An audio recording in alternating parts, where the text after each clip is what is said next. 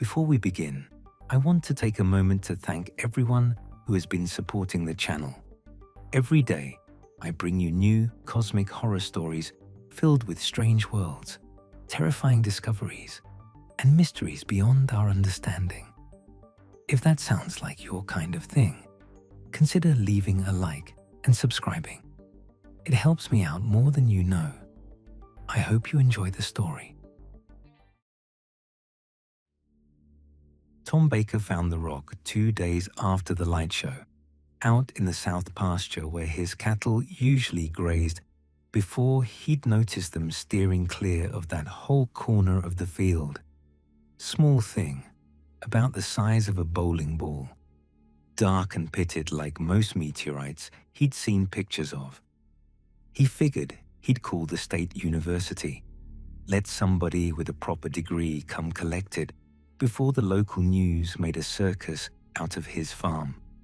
He mentioned it to his wife over dinner that night, joking that maybe they'd finally get their picture in the paper for something other than the county fair, and thought no more of it until the following morning, when he walked out to check the fence line and noticed the cattle had pushed even further away from that corner of the pasture overnight. He never got the chance to call anyone that mattered. By the time a research team drove out from the university 2 days later, the rock was gone.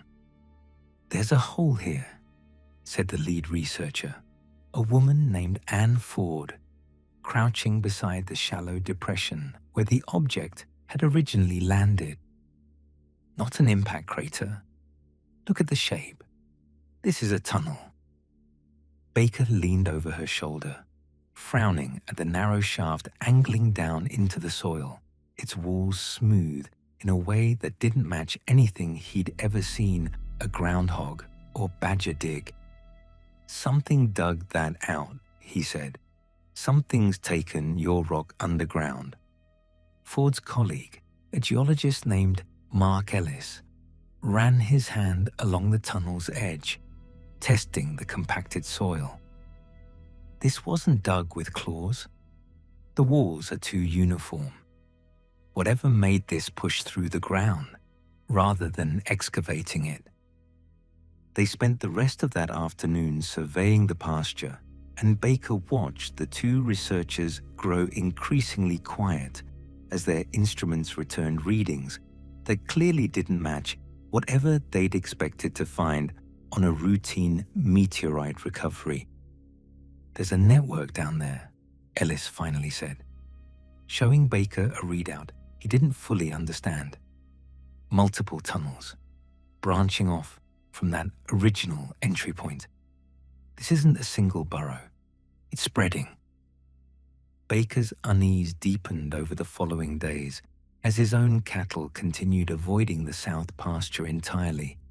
And when he finally walked the fence line himself, he noticed something that made his stomach turn. The grass along a wide stretch near the tunnel entrance had yellowed and died, the soil beneath it turning a strange, grayish color that hadn't been there a week earlier. He knelt beside the discolored patch, running his fingers through soil that felt wrong somehow, gritty in a way his land had never felt before, and the acrid smell rising faintly off it made him pull his hand back and wipe it hard against his jeans. He called the university back immediately, and this time Ford and Ellis returned with a larger team, running soil and water samples across the entire property with a thoroughness that told Baker they'd stopped treating this as a simple meteorite recovery days ago. The contamination spreading in a specific pattern, Ford reported after 2 days of testing. It's not random seepage. It's tracing directly along the tunnel network we mapped earlier. Wherever those tunnels run, the soil above them is degrading. "Degrading how?" Baker asked. "Chemically altered," Ellis said. "Something's introducing compounds into the ground that don't match anything naturally occurring in this region. Your well water's already showing early signs of the same contamination." Baker felt a cold weight settle into his gut at that news. His family had farmed this land for 3 generations. The idea that something buried beneath his own pasture might be slowly poisoning the water his cattle drank, the water his own family drank, hit considerably harder than any abstract scientific curiosity ever could. "We need to find whatever's causing this," he said, "and we need to stop it." Ford and Ellis exchanged a look that told Baker they'd already been discussing exactly that, though the plan they eventually proposed carried a level of uncertainty that did little to reassure him. "We want to excavate the tunnel network directly," Ford said. "Follow it down, find whatever's generating this contamination, and remove it before it spreads any further. Given the scale of what we've mapped so far, we're looking at a significant dig." Baker signed off on the plan without much hesitation. The alternative of simply waiting and watching his land continue to sicken, feeling far worse than any disruption a dig crew might cause.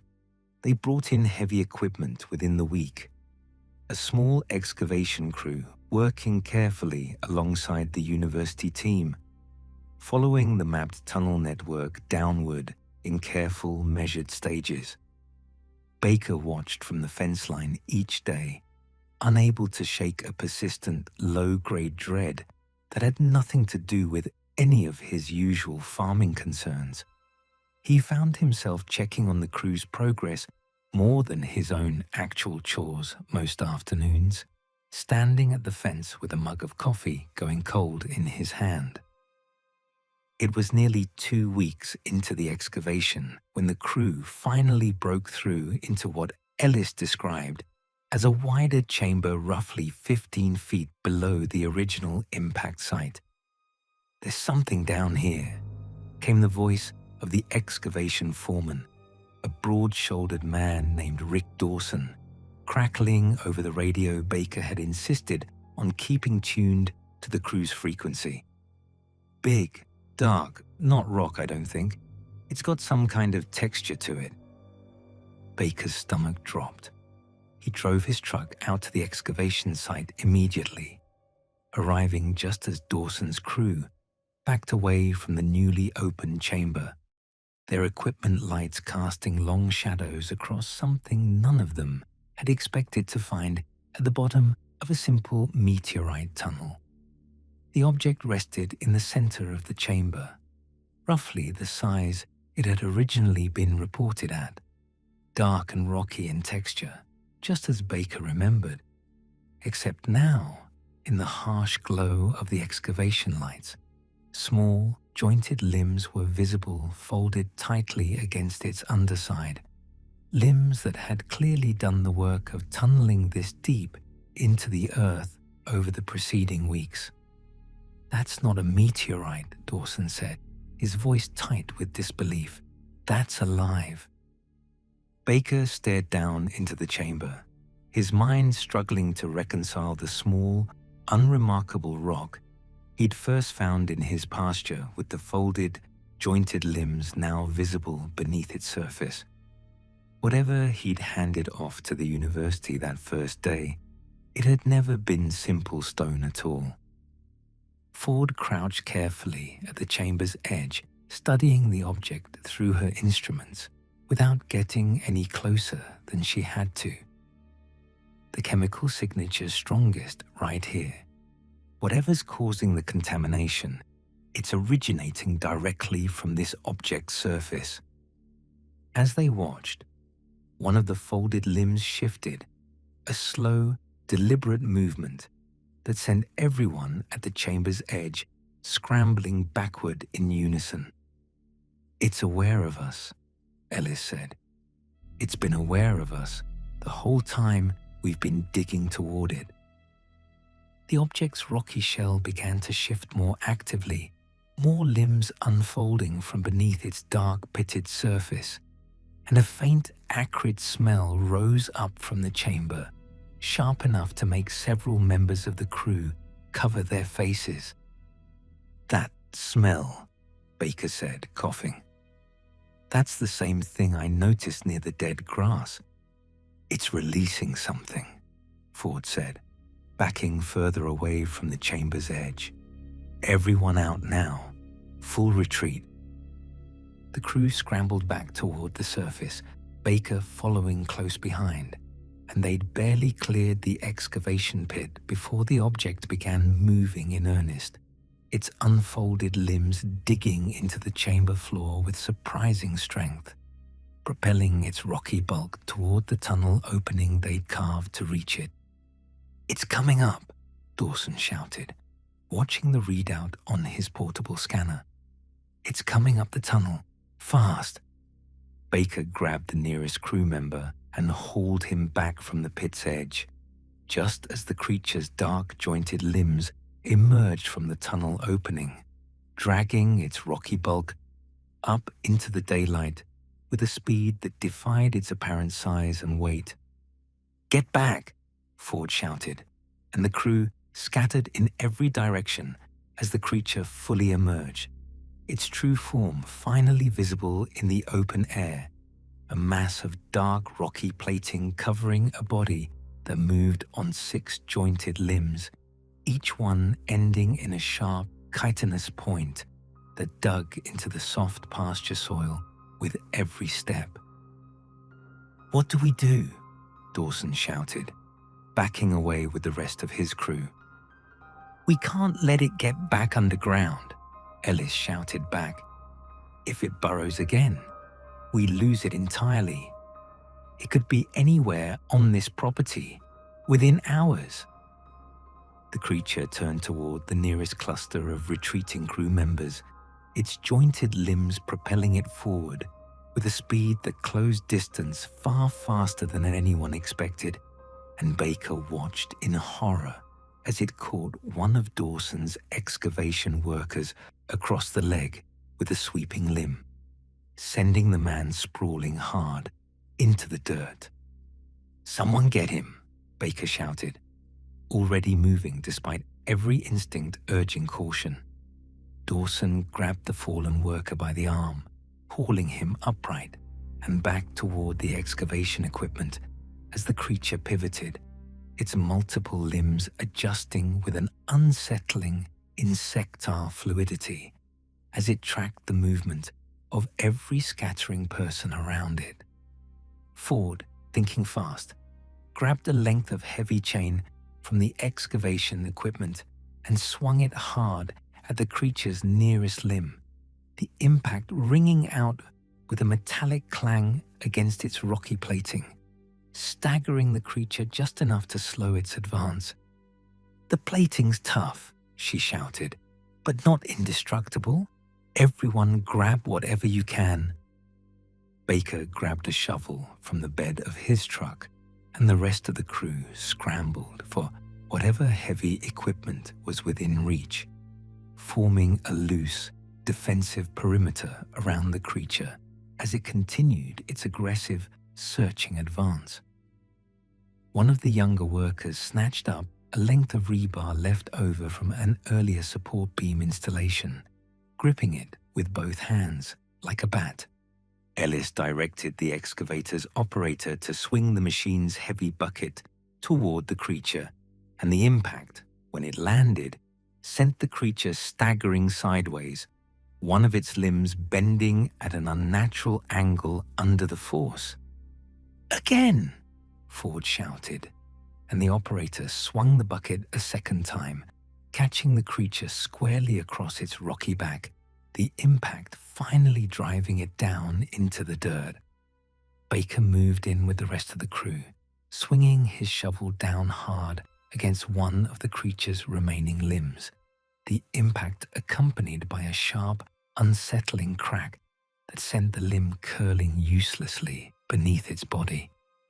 The creature thrashed against the ground, its remaining limbs scrabbling for purchase, trying desperately to dig back into the soil despite the mounting damage, and Dawson, seeing the danger of losing it underground again, directed the excavator's bucket down one final time, pinning the creature's damaged body firmly against the earth. "Don't let it dig," Ellis shouted. "Keep that bucket down, whatever you do." They held the creature pinned for several tense minutes, its struggles gradually weakening beneath the excavator's weight, until finally, its remaining limbs went still, the creature's rocky plating losing whatever faint animation had made it seem only minutes earlier, terrifyingly alive. "Is it dead?" Baker asked, breathing hard, still gripping his shovel with white-knuckled hands. Ford ran her scanner cautiously across the creature's still form, watching the readings settle into something considerably less alarming than the readings they'd tracked throughout the excavation. "I think so. Whatever biological processes were driving it, they've stopped." Nobody moved to touch the creature directly for several long minutes afterward, the whole crew standing in a loose, exhausted circle around its motionless form, half expecting another limb to twitch at any moment. They contained the creature's remains in heavy containment crates the university team had brought along as a precaution, though Baker suspected, watching the careful, cautious way Ford and Ellis handled the process, that nobody fully trusted the threat had ended just because the creature's movement had stopped. The soil contamination stopped spreading within days of the creature's death. Follow-up testing showing the chemical signature gradually fading from the affected sections of Baker's property, though full remediation would take considerably longer to complete. Ford filed a full report with both the university and several government agencies, describing the creature's true nature, its burrowing capabilities, and the systematic contamination it had apparently been engineering from beneath the pasture's surface in language that felt, even to her own careful estimation, inadequate to convey the genuine strangeness and danger of what her team had ultimately confronted. Agencies descended on Baker's farm within the following weeks, running their own independent analysis of the creature's remains and the surrounding property, and Baker found himself, for the first time in 3 generations of family farming, unable to fully trust the ground beneath his own boots the way he once had. Ellis left academic geology within the year, unable to shake the memory of that dark, jointed form emerging from the earth with such sudden, aggressive purpose. He took a position doing environmental contamination assessments instead, work that felt, in a strange way, like a continuation of the same fight he'd found himself in that day, though considerably safer in scope. He kept a small chunk of the creature's rocky plating, cleared for study, in a locked drawer at his new office, unable to fully explain to colleagues why he needed it close by, rather than shipped off to some distant lab. Ford continued her research, though she approached every subsequent meteorite report with a caution that hadn't existed before the Baker Farm incident, always questioning whether an apparently ordinary space rock might carry considerably more mobility and considerably more intent than anyone initially assumed. She helped draft new intake protocols for the university's meteorite recovery program, insisting on containment procedures nobody had previously thought necessary for what most people still assumed was simple, inert stone. Baker rebuilt his south pasture slowly over the following 2 years, the soil gradually recovering enough to support grazing again, though he found himself walking that section of fence line more often than any of his other land, checking almost obsessively for any sign that the ground might once again be hiding something it shouldn't. His cattle returned to that corner of the pasture eventually, though it took considerably longer than the soil itself did to fully recover. He thinks about that creature sometimes, the deliberate, patient way it had tunneled through his land for weeks before anyone even realized what was actually happening beneath their feet, and wonders how many other quiet, ordinary fields across the world might already be hosting something similar, buried and waiting, mistaken for nothing more than an unremarkable rock that happened to fall from the sky.